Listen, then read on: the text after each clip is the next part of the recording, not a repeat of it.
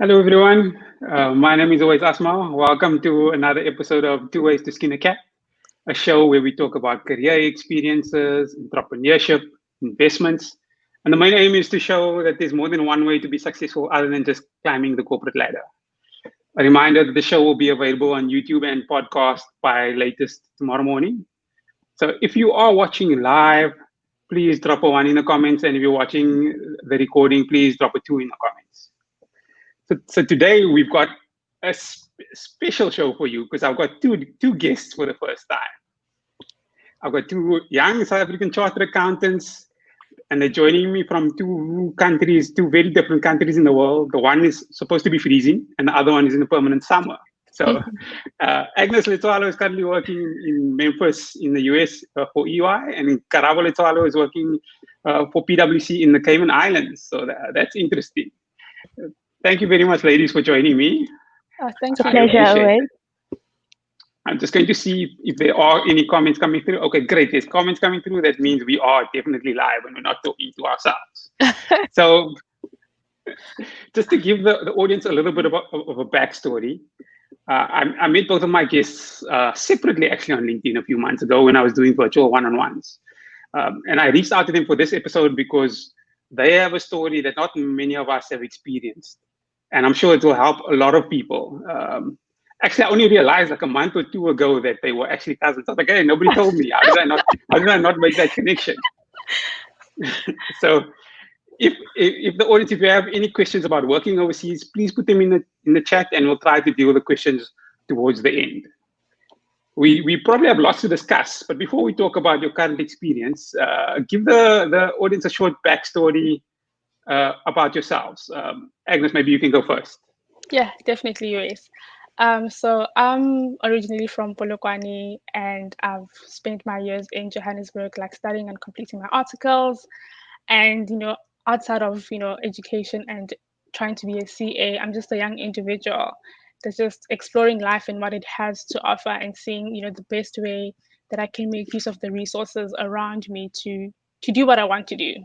Yeah. So you're a converted Joburg girl at the end of the day. I'm Yes. with you. Still Actually, a there seems to Joburg be at heart. a lot of people who are converted Joburgers in the end. Yeah. Karabo, over to you. Okay, hi. I'm also a converted Joburg girl. So I am from Polokwane, Limpopo. I actually didn't grow up very far from Agnes's house, and as you've mentioned, we are cousins. I did my university at University of Johannesburg, and I stayed in Johannesburg for a good nine years, almost 8 to 9 years. And then I decided, well, halfway through the journey, somehow I decided that I actually wanted to live abroad. And so the decision to move abroad isn't something that started at the end of my articles as, a panic. It's actually something that I'd had planned in my mind that, one of these days it's going to be go time. Other than my CA journey, I'm also a young individual who finds joy in other things other than academics. I paint. I mean, I love socializing with people. Um, I also write, and I have a very keen interest in motivational speaking and just generally motivating young people to reach out for their dreams. I think a lot of you would have seen on my LinkedIn profile as well. But yeah, that's a brief snippet of me. So do you write at the beach since you are I on the mean, sometimes, sometimes, but because most of the times you're out with humble flex? friends, you know, the beach is literally everywhere, everywhere, everywhere there's beach. So it's quite easy to do that. Okay, now that's great. Yeah. Maybe I'm going to start posing some questions to the panel. Agnes, if you can tell, before you decide to work overseas, what do you need to do before? Like, what are the steps that you need to do, or is there something you need to think about? What advice do you have for the people out there? So my advice is to do a lot of research. I think when you think about moving overseas, it's so easy to think, I want to go to Europe, I want to go to the US, but you need to take it like deeper and break it down to like which city you're trying to be at. Look at things that are like everyday things that affect your life. Like look at the weather, look at how like the cost of living is around there. Just look at like the culture as well. And a lot of these things are available, through Google. You can easily Google up a city and like see what it's like. If you are privileged to have like contacts or know somebody that has a friend or a cousin staying abroad, use that too and try figure out what is a city or a country that is going to be the best for you. I think that's the one thing, because we need to remember that, even though you're going there for work and you're a professional, that's where you're also going to be living too. So you need to be comfortable with when you're not working, you're happy with the place that you're going to be in. No, Um, that's correct. Great, Yeah, okay. Go and, for and it, go for it. just to add to Agnes, a lot of the times we rely on Google, and sometimes Google doesn't give us, a true depiction of what is really going out there. So if you don't have a personal contact, don't be afraid to go on LinkedIn and reach out. Just search for someone who's in the country that you want to go to, and try reach out for a professional who's also there doing the same thing, and say, listen, I'm really interested in moving to this particular country. What can you tell me about your personal experience? And also just to remember that my personal experience in Cayman might not be your personal experience. So like she said, really, go deeper and find out what is it, why do I want to go there, what are the benefits for me there.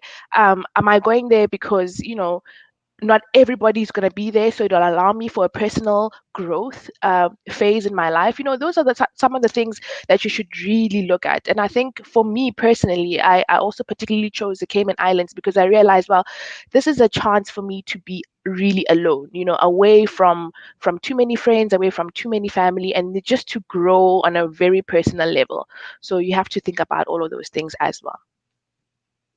I think when you do things out of the norm, you generally have to grow as a person. I think I was Yeah. the first person in my family to go to live and raise at the university far away, and people are like, what's wrong with you?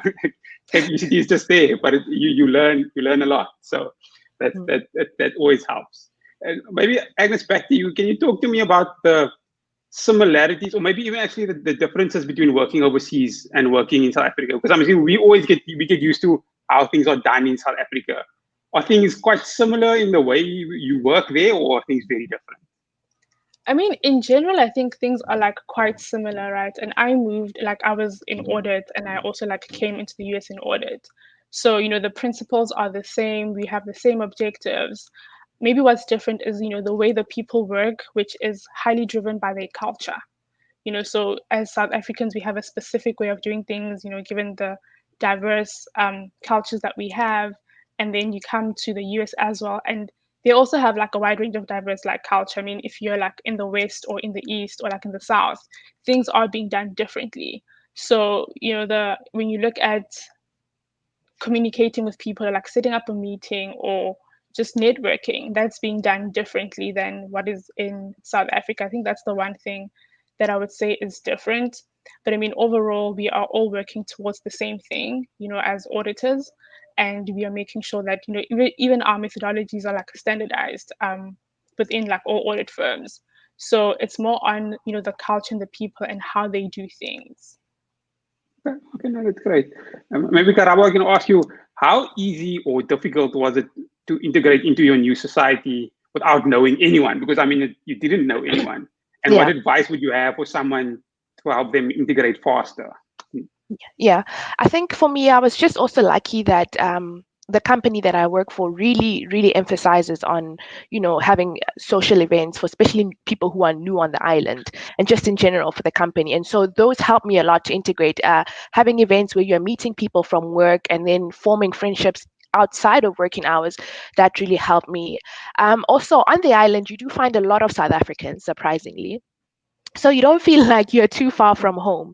There'll always be someone from at least your same home country, though there's a lot of expats here.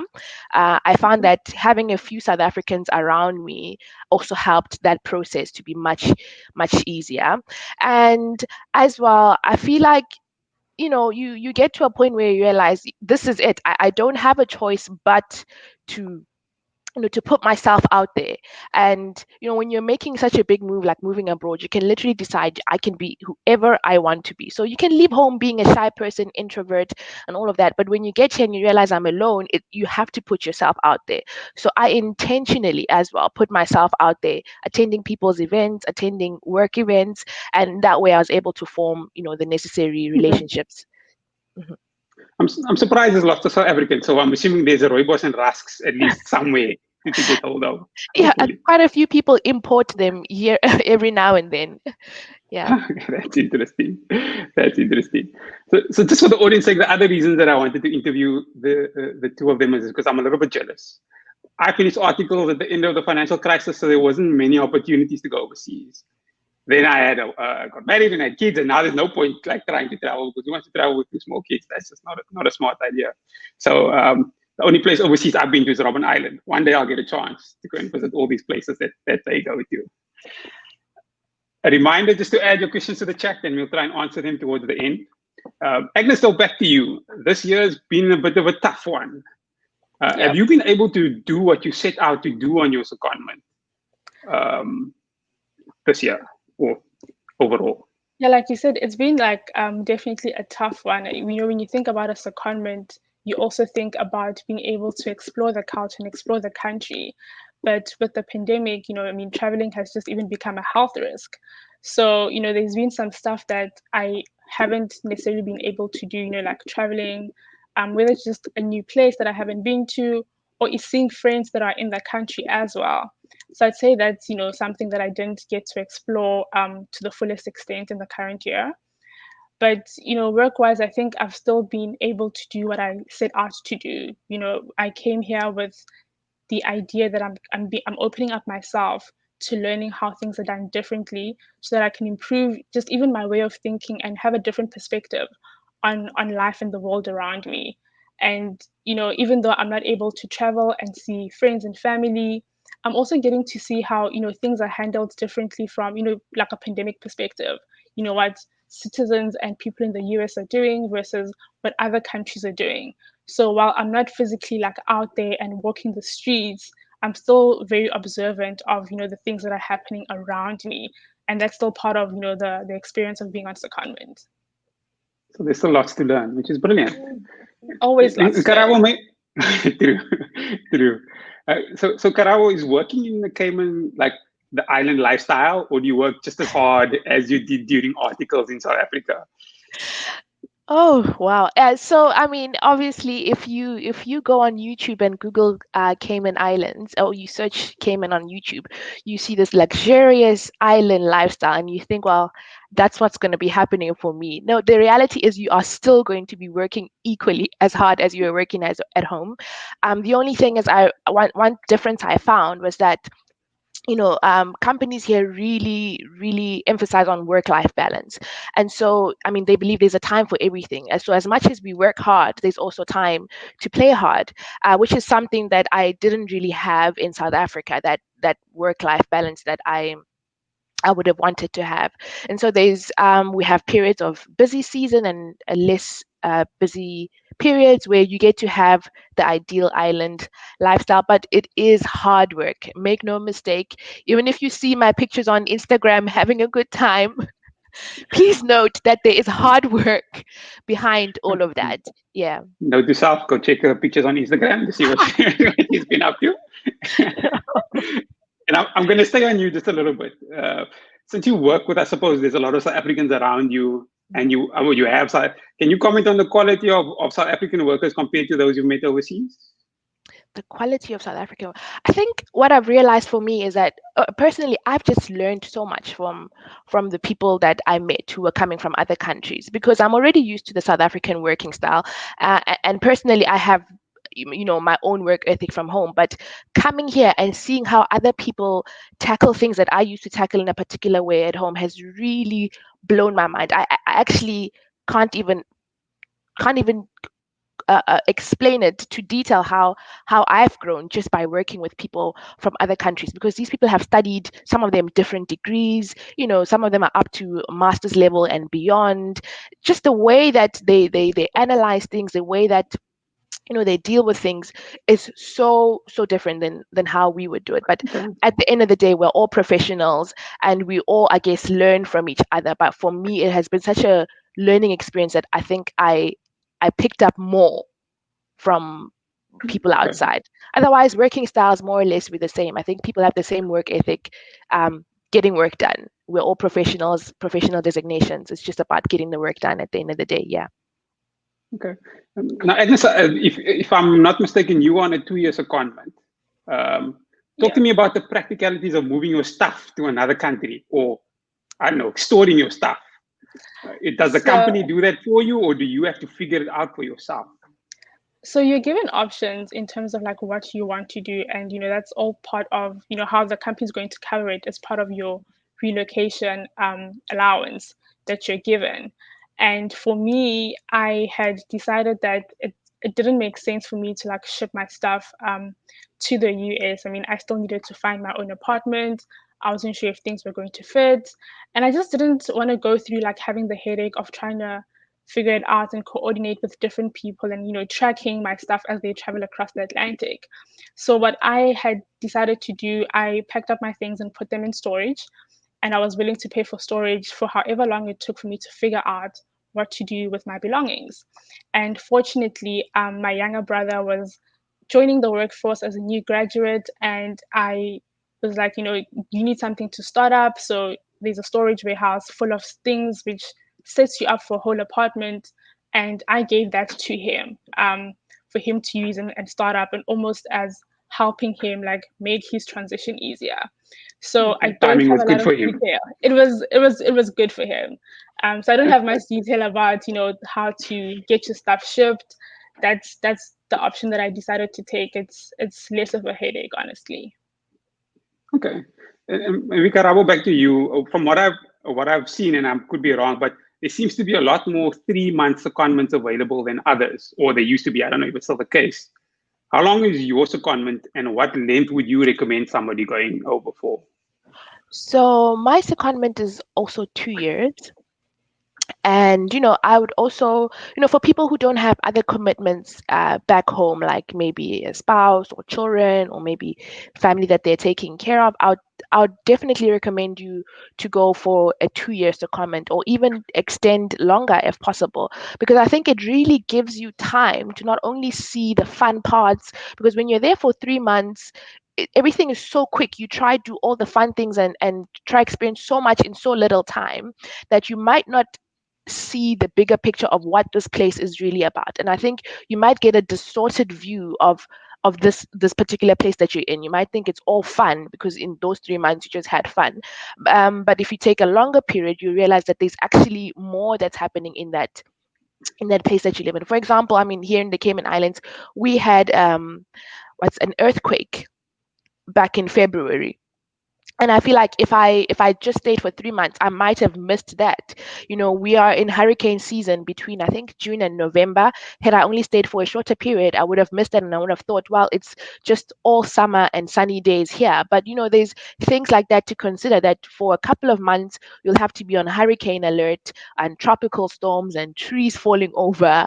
I mean, you can get a surprise earthquake, things like that. And just staying for a longer period allows you to really, get yourself into that country, really understand, is this a place that I'd really want to live in for 5 years from now?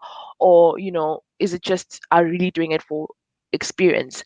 But I suggest try getting a longer secondment if possible. Yeah. So it sounds almost like at least a year, preferably two. That, that Yes, at that's least, that's what I'm with. That's yeah, what I'm try thinking. go for at Okay. least a year. Yeah, I think And then the longer the better, definitely. Like Yeah. Karabo said, just being able to see what it's really like to live there. Because, as well, when you take a 3 month secondment, it's different in that, the company's paying for your car, the company's paying for your accommodation. But when you're there longer, you need to figure out, okay, how do I get my secure place to stay? How do I go about securing my own car? So it's very different, having a short-term secondment versus like a longer term secondment. Yeah. and I assume also you're probably going to spend some of the time trying to figure out if you have a job when you come back. Whereas, because 3 months is a short period of time, unless you're staying with your old employer, you probably won't have a job when you come back, and you might spend your secondment time looking for the new job, especially in this time. Yeah. So, I mean, it probably worked out well for you that you were there for 2 years during this economic crisis that we're going through. So maybe I'm going to ask you to crystal ball a little bit for me, Agnes. So for the young professional sitting at home, would you recommend that they try to apply for an overseas position for 2021, or should they wait another year until things clear up with COVID and we know where we are? What are your thoughts? Oh, that's a tricky question. I think it depends on which country you're trying to go to. And the reason that I say this is, there's a lot of travel restrictions that are, happening at the same time. Different countries, they're changing their policies about like expats and bringing in people from different countries. So I think it will be a matter of looking if it's viable for the specific place you want to go to. I mean, I know of quite a few people actually that have managed to go abroad even during the pandemic because some countries are still open to that, but at the same time there's also people that have not been able to stay on longer like they had hoped for when they came in the beginning of the year, because in that particular country they're just trying to the companies are just trying to keep the people that are there like more longer term and have been there with them. So it's definitely it depends on just based on where you're trying to go, but people have moved during the pandemic. It's just about the risk that you're willing to take as well. If you are going into a new country now during a pandemic, you need to understand you're not going to be able to move around like you thought you would. You're not going to be able to explore the place. But if that's something that you're comfortable with, being in a new place and not having people to like talk to or contact, and if that's your style, then I'd say, definitely do it. But if you are there and you're trying to, you want to learn more about the people and the culture, it's probably not the best time to go right now. I mean, just even if you go outside or go to the grocery store, like I've noticed that people are less likely to like approach like strangers or anything, like whether you go to a park, which is different from what it was like a year ago. I mean, for me, I would just go to a park or travel to a city and I'd meet new people in that way. But now everybody's just a bit more reluctant, to engage with strangers, if you'd call it that. Okay. Well, yeah, Yeah. that's some good food for thought. Then maybe Karabo, if someone is interested in working overseas or going on to secondment or just generally trying to work overseas, where's the best place for them to get information? The best place for me starting out was LinkedIn as well. I think we take for granted this platform, the number of resources that are actually out there. And sometimes we think that people got in because there was some uncle somewhere somehow. No, reach out to people on LinkedIn. And it's nothing to be, ashamed of or fear to go into a recruiter's, inbox and say, hi, I'm interested in 123. Are you able to assist me? Reach out. These people actually would jump on the opportunity of helping you out. The quickest way for me was just typing in recruiter something and you would find information about that, but also finding out information from the company that you're currently working at now. Find out, do they have or do they offer international opportunities as well? Most of them do, because most companies, especially audit firms, will have headquarters everywhere else in the world as well. So talk to the people that you work for internally, and then also reach out on LinkedIn. Reach out from a stranger who works in the company or country that you want to go to, and maybe they know about an opening or know of someone who can actually link you with that particular company. But it's important to reach out to people. Opportunities don't necessarily always come to you. You have to, again, like I said, put yourself out there. It's your future. Yeah. You have to put in the effort. Have Mhm. to. So let's move over to a little bit of questions. I'm going to bring up some of the. So there's a question here: is it financially worth it to move overseas as a CA? I'm assuming I mean salary wise, and also how are your growth opportunities? So I'm going to leave that for who wants to take that question. I can start with that question. Is it financially worth it to move overseas? It depends, right? With any move and with any job, you want to make sure that you're earning like market or above market, depending on the value that you're bringing, to that particular company. And worth it for me can mean something totally different to what worth it for Karabo is. And I would say, think about when you're trying to think about, is it worth it financially? Um, I'm almost like skeptical about that question because it's like you're in it for the money only. or that's like the main focus. And truthfully, if you're gonna come in it for the money, it's going to be like a hard time. Like Karabo said, it gets busy beyond deadline. The same work stress that you probably had in your past job, you'll probably have it again if like you have the same kind of job. So I'd try like say don't try focus on the money alone, but if you're looking at the money, definitely there is a potential to live comfortably. Employers generally do pay you well for the value that you are bringing, and they do understand, even if you're not a CPA or whatever the CA designation is in that country, that you are professional and they would pay you accordingly. Okay. And then in That's terms great. of growth opportunities, it's really about what you're looking for and where you put up effort. In I think what I've learned, even when I was in Johannesburg, is you are in control of your own career and your own experience. 100%. 100%. As trainees and even as newly qualified accountants, your journey is different. Everybody, I mean, even Karabo and I sitting here together, we are family related, but our journeys have been different and we've grown differently. So there is definitely potential for growth. You just need to be able to take control of your career path and your growth plan and say, this is what I'm going to do, and I'm going to make sure that I'm finding the opportunities, I'm finding ways to involve myself in those particular spaces that I want to find myself in. No, that's great. That was a great question by Panankosi. I'm going to bring up the next question by Jonathan Magua. Wants to know, once relocating overseas, do you remain a CA or do you adopt the accountancy body in the country that you're working in? No, you definitely remain a CASA. That's your signature. You've earned it. But you also do have a choice of also adopting the accountancy body for that country. So, for example, some CAs want to go on and further do their CPA, for example, maybe their Canadian CPA or their US CPA. You can do that. Or some people want to register for whatever accountancy body is in that particular country. You can still do that. That will be a designation over and above your CASA. So you don't drop one for the other. No. And from what I gather, CPAs are very state specific. So Yes. you're not a CPA for the US as a whole. You in Florida or you in San Francisco. But if you get what I'm saying, it's not, you don't cover the whole country because each state has different tax legislation. Yeah. And then here's an interesting one: is how easy is it to get a visa sponsored for non-audit jobs for all those CAs who did top articles? I know it's not potentially in your wheelhouse, but does anyone have any thoughts on that one? Top article. So I'm assuming top articles is articles rated in finance, right? Yeah. It's the Financial management, okay. non-audit. So I mean, in Johannesburg, I was in manufacturing and so forth, and now in the Cayman Islands, I am in asset management, which I think is what was considered top back home, which is the asset management, banking, and insurance articles. So I mean, for as long as it falls within your chartered accountancy, you've worked for an audit firm, you would still get the visa sponsor. If you're trying to get out of audit firms, I think it's definitely a little bit harder. So I think your starting point would be trying to start off at the audit firms, because you're probably moving from another audit firm from where you come from. But just generally trying to look for something in industry. I know in Cayman in particular, they always try fill up positions here with people who are from here first. So that is their first priority.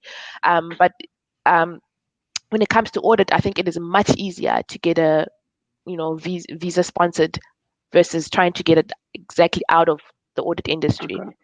Yeah, and just And to I add think on also to that, with sorry, carry on. Yeah, so just to add on to that, like I know of people that they came to the US, or they went to London, on a visa that's sponsored by like their audit company, because that was a easier transition. But then once you're there, you're also then able, because you're there and you've worked in that country, there's employers that are willing to sponsor like you on a visa to like transition out of audit. Yeah. And depending on the country, either you like converting your visa type, or it's transferring your visa from one employer to another. So it's easier to transition in audit and then get somebody to like help you transition out, versus I'm in audit and I'm trying to do like financial management like straight away in a different country. That is definitely a challenge. And if maybe I think also what the question is in terms of, say somebody did articles at Investec or at R&B, completely out of audit, not financial services audit, nothing, I would probably try and use that company to go overseas. So if they've got an overseas branch, that's probably going to be your best bet. I don't think doing audit articles, you have a bigger opportunity, just from my experience of talking to people. And I know I don't want to take up too much of everybody's time, so I'm just going to do 2 more questions. Somebody, or very quickly, given the new tax legislation, is it still worthwhile to work outside the country? This again sounds like a financial thing as opposed to experiential. So quick answer, yes or no? I still think yes. I mean, we do still fall under, some tax, I guess, benefits as well in South Africa. So it is still worthwhile. At the end of the day, like Agnes said, it's not just only like financial worthwhile. You gain so much more. But also, if just bringing it back to financially, it depends also on your lifestyle. If you're going to be overseas and live your best life, at the end of the day, you won't have, that financial benefit that you were hoping for, because things are very expensive. Yeah, I mean, in Cayman in particular, it's so expensive. The cost of living is very, very high. But you need to balance your lifestyle with what you're earning as well. So I found it beneficial because I'm able to save, and also because of the pandemic, I was able to spend less on things that I probably would have been spending on back home. Cayman is a tax-free country as well, so I found that there were a lot of savings in that regard. But at the end of So the they day, must do their homework, basically. do your homework, and a lifestyle audit, basically. And maybe one last question. But just to add on before you move on to the next question, I'm just like on the tax legislation piece. I think you really need to understand how it affects you personally. Like each person will be affected like differently. There's a threshold in place, but you also need to say, okay, maybe are you like, can you apply like any of like the rebates of being like, double taxed and all those things. So it's not an easy like answer to like give like straight away. It's more of, even myself, I'm still trying to understand like the legislation in like more detail to say, how does it actually affect me, like maybe like in the longer term. I think I'm at that point now where I'm not particularly like too much affected by the legislation. But obviously, when you stay on and your pay increases, you're more like closer to being like caught in with that legislation. And for me with taxes, work with a tax advisor, work with somebody that actually knows. Don't try do it yourself, because there is provisos and hidden laws and all these things that you really need to consider. And I mean, if your main problem is tax, I mean, those are baller problems to have. You're not in the worst situation. No. Yeah. But last question, just from Katie Metse. Are international opportunities mostly limited to qualified CAs, or are there opportunities for people who are not CAs? I think that's a good question. I don't know if you've come across that. I wouldn't say it's limited necessarily to like CAs. It's just that when people, like when recruiters or hiring managers are looking, having the CA designation is almost like a way for them to recognize your capability, and that you can actually do the job well because you're a recognized professional with a registered body, that is well known. So it definitely adds to your credibility, and I think that's the one thing that hiring managers and recruiters are looking for. Like, how can we validate your credibility, because we don't know what your experience really is like because they're in a different country. So I think that's essentially what it is, just being able to have some credibility added to yourself. Okay. Yeah, and the designation definitely helps that. But if you don't have the designation and you probably want to move abroad for anything else, again, reach out to recruiters and find out what positions are there, because I do know there are recruiters on LinkedIn who are hiring for non-audit, non-CA roles as well. But you need to do, the search yourself for the particular jobs that you are looking for. So it's not all, doom and gloom. There are jobs for non-chartered accountants as well. And Google is your friend. You need to go and search. Like you can't expect people to come to you with the answers. If you want it bad enough, you have to make Google is your friend. And there's no one single blueprint. I think we all go like through different processes to get to where we are. So that's to be considered too. We all have our own stories. I love it. Okay, any last? We could chat for hours, but I don't want to take. I'm sure we've definitely gone a little bit over the time that I promised to keep you. Any last pearls of wisdom before we end off? Okay, I'll go ahead, Agnes. I think when you're moving abroad, even if you're coming as a qualified chartered accountant or engineer, and maybe you are coming from a space where you are the best from the company that you transferred from, come with an open mind, be teachable, be ready to start at zero again. The transition is not as smooth as people imagine it, like, oh, I'm a CA, therefore I'm just going to get here and do my thing. It's really not like that. There's still a learning process that you need to invest in again, and in order for you to actually, I think, benefit for the entire process, come being willing to start at nil, be willing to know nothing, be willing to be that first year again. Even if you're a qualified chartered accountant, be teachable, because I think a lot of times people come with the idea that oh, it's just going to be smooth transition, I'm a CA, I know what I'm doing, and then you come in, you realize, you know wow, there's actually so much that I don't know. And that can frustrate you if you don't come with that open mind or that perspective that I'm ready to be taught again from zero. So if you are trying to move abroad, and you are qualified and you've got your designations, just also have that open mind that you might come here and know nothing. Be ready to be teachable, be ready to start from nil.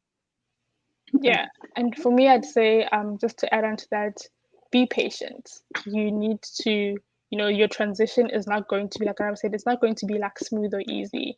You need to be willing to, see it out and see how it plays out. You can't come in 3 months in and you're like, oh my gosh, I hate it. You haven't had the full experience. So you need to, give yourself time and give the transition time. It's things always, we always have like dips and peaks. So just if you can see through a full cycle, I think that's when you'd be able to say, this is how I really feel about this, versus only going through like one part of a cycle. No, that's brilliant. We provided lots of pearls of wisdom. We didn't get to all the questions, but I will say, if any of the audience, if you do have questions, reach out to people, do your homework, as Karabo and Agnes have said. Otherwise, we'd be answering your questions all evening. So, ladies, thank you very much for your time. I appreciate it. I'm sure you've helped a lot of people. Just a reminder to everybody on the presentation that it will be available on YouTube and on a podcast by latest tomorrow morning. So if you can't watch it on LinkedIn, it will be available there as well, and those links are available on my LinkedIn page. So thanks very much for everybody for joining us, and thank you very much, ladies. It's a pleasure, Race. Thanks for having us. Thank you. Bye-bye, everyone. Bye. Bye.